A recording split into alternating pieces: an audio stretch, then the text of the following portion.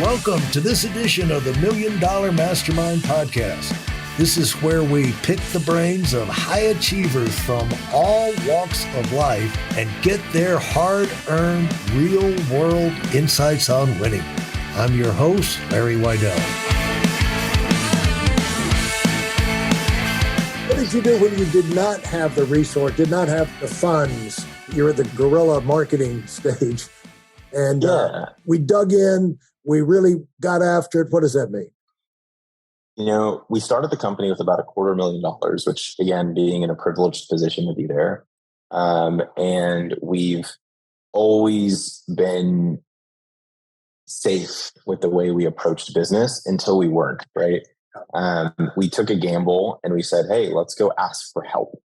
So we hired a firm that really helped us understand the world of capital markets in a lot more of a streamlined way. And I think a lot of people would be surprised that we spent $150,000 on something that actually didn't end up working, but it was an education. It was a crash course in how this world of investing works, right? And we learned so much with quarter of a million. You really got these experts involved, and they took 150 right off the bat, you know, and we hoped it would work.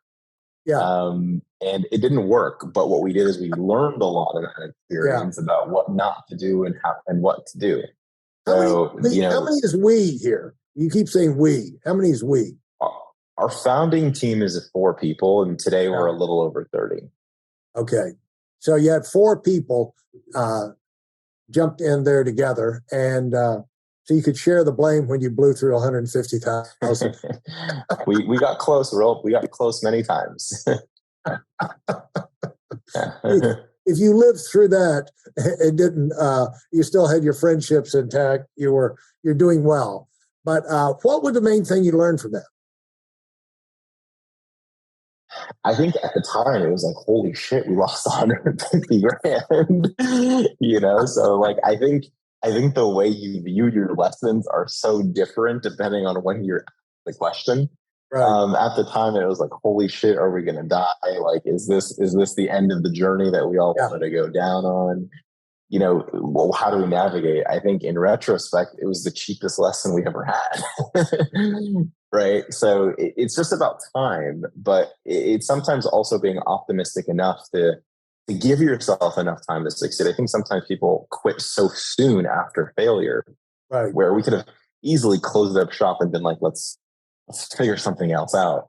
Yeah. But we were like, okay, well, what did we learn from that? How can we apply it? And do we have enough conviction in our business to continue to build? And if all of those things are yes, yes, yes, then let's go keep building.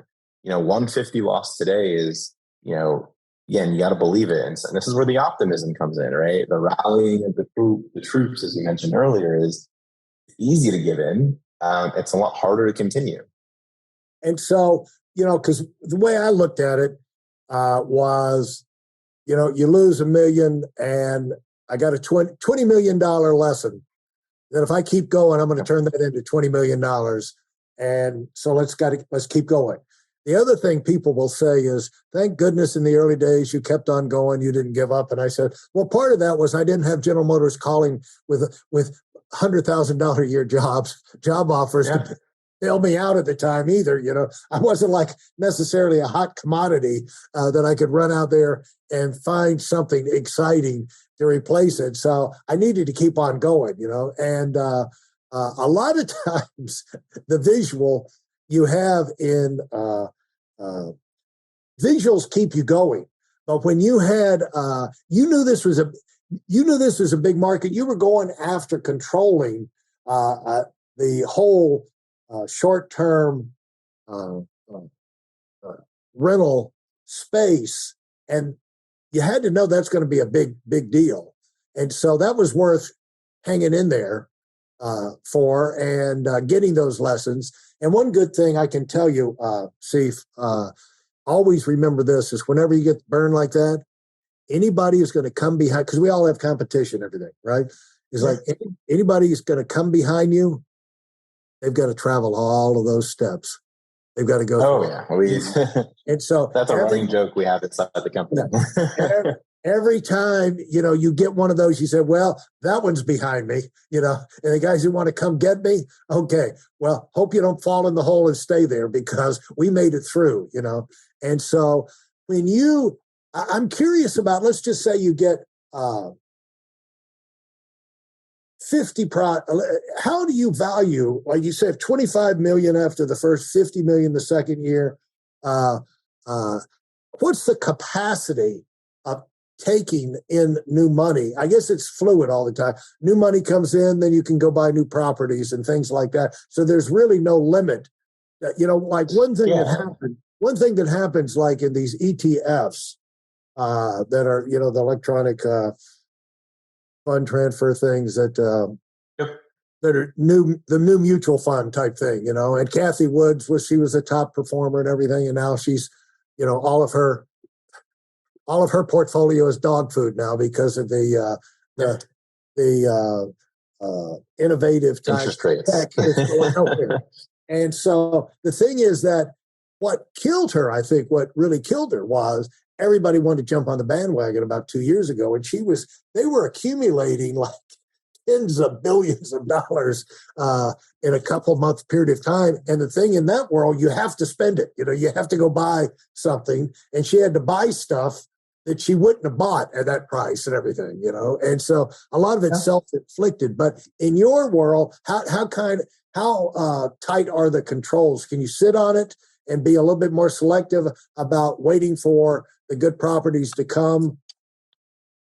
Yeah, the good news for us is, first of all, our industry is so nascent that we don't really have a lot of competition. That at least at our scale. Secondly, the advantages that we have are around acquisition and discovery and solving for scale, right? So coming from tech, we didn't want to just be able to buy one or two and let the market control us. We wanted to generally be able to scale as needed in real time. So we built for that. And we track 250 plus markets using software to if we got $25 million. Talk about that. That's a huge thing that you're able to do now. If somebody wants to get in the short-term rental thing for passive income, to be able to, have the whole battlefield covered. Talk about the 250 locations. Yeah, so we're not in 250, we're in about 12, but we're tracking and market mapping, all these other locations of interest because of either quantitative data that we've been able to identify or qualitative discovery or something that we've been able to identify is why we can map it. And we'll map all this data so we can have a better understanding if we got $25 million tomorrow, for an example, is can we go buy 1, 2, or 200 in this market? Right. Does that real estate supply exist? Is the short-term rental demand there? Who's going there? The avatar. So that'll tell us how we need to design it and amenitize it. Is it for families? Is it bachelorette groups? Is it some other type of persona? What's the seasonality look like? How has supply increased in the last 90 days? What are homes selling for in the last 3 months? And tons and tons of other data points, right? So that's one thing. But also, we become proprietary providers of data ourselves the more and more we buy. So we have this incredible flywheel, right? We gather all this data, we make decisions based on that data. And now we contribute back to this infrastructure of data with firsthand data that we can have that's verifiable. And now we can see what's working and what's not, and therefore make changes, and therefore it'll influence the next cycle of data. And all of these things are happening in real time, which allows us to buy the best possible product, design the best possible product, and drive the most profitable type product. And it's because we own the entire experience through and through. Yeah, and the opportunity in short-term rentals not to do your job for you in terms of selling it. Every place in the country where there's a college, every resort area, every town, where you have business hubs where people are coming and going. The world is not going to get more stable in terms of people going, not traveling, staying at home all the time. There's going to be more moving around, and they're going to require short-term rentals. And so, that's the way it's always been. But to be able to capture that seems to be a really smart choice as a business opportunity. I think you threw the dart and hit the bullseye there. We have a great team behind us, and a lot of people who believe in what we do. Yeah, I think that's the special sauce. Still work and everything, but it's nice to be working where you have that kind of potential, and you have those kind of market imperatives that are not going to be going away. So and you're building up your experience and your knowledge and your personnel that's familiar with all. So congratulations. Tell me, where is there a bigger opportunity, or were you just doing it to find out for yourself, where you bought, you've cleaned them up, and I guess you flipped more than 120 properties, or you bought them and still rent them out? Is that a bigger opportunity? We are not in the business of flipping. So we are in the business of owning, and we own for cash flow. And that's what our investors invest with us is for income and growth and the ability to not deal with toilets or guests. We deal with that on their behalf. And we believe in owning, right? We believe that owning the equity, owning the land where the house sits on, owning the infrastructure that we operate. And while that might mean we'll grow a little bit slower than renting infrastructure things, it gives us full control of the outcome over time. Right? And that ultimately leads to better outsized returns. And as you mentioned earlier, a more competitive moat to whoever comes next. Because we do believe that over time, there will be more competitors naturally in any industry. And they're going to have to learn a lot of the lessons that we learned, but they're also going to have to build the infrastructure that we've built. And each day we get stronger and stronger, and that continues to be a competitive advantage for us and our investors. Yeah, they might pick off some of your properties, but they're not going to pick off the ones that you own. And they can't. Yeah. And the thing is, that's much like the model of, like, if you're Coca-Cola, where you have locally owned distributors and manufacturers, and then you have the company owned. And so you've got your company owned element coming along, and that's got to add to your stability. And so what are you excited about right now? The most you're excited about? How many years have you been doing this with your Techvestor? We're coming up on, it'll be 2 years later this year. Yeah.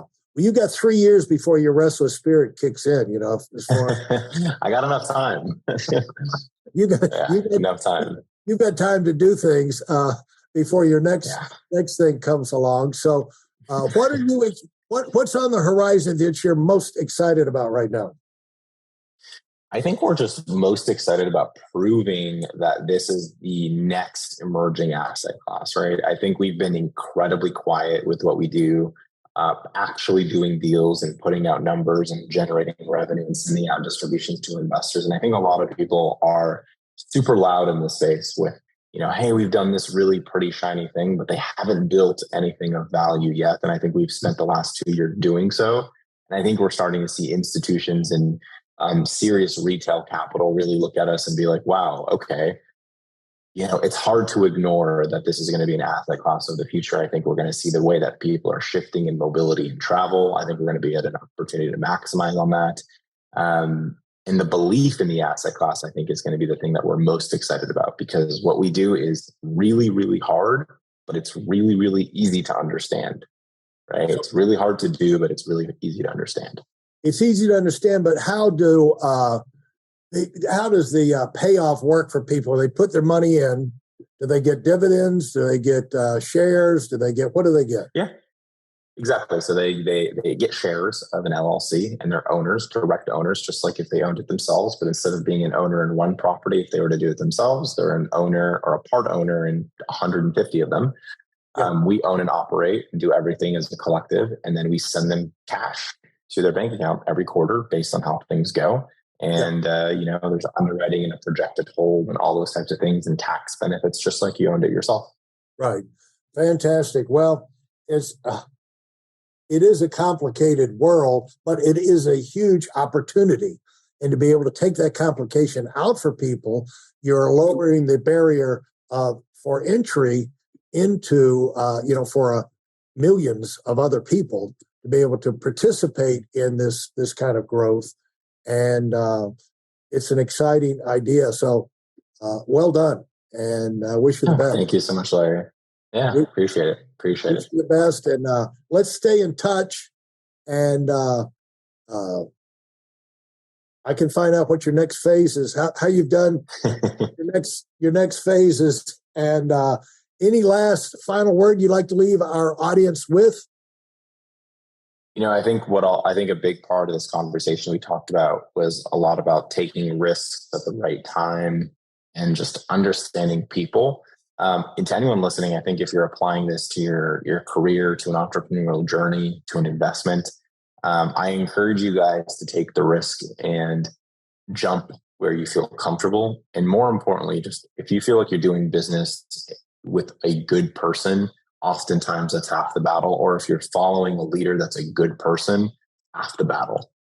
Find people that'll fight for you, whether it's in the investing world, in your career, in your family. Those are all things that are really important. Absolutely. Well said. And a point that cannot be overemphasized. That was, I'm glad you brought that up. Thanks so much, Sief. This has been a lot of fun, and look forward to checking in down the road. Of course. Thanks so much, Larry. Take care.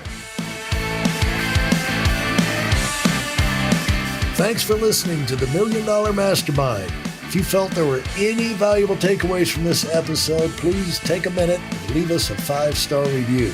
Your feedback is important and really helps us get the word out to a wider audience. Remember, we have a valuable webinar that is absolutely free. Register for it right now at weidelonwinning.com.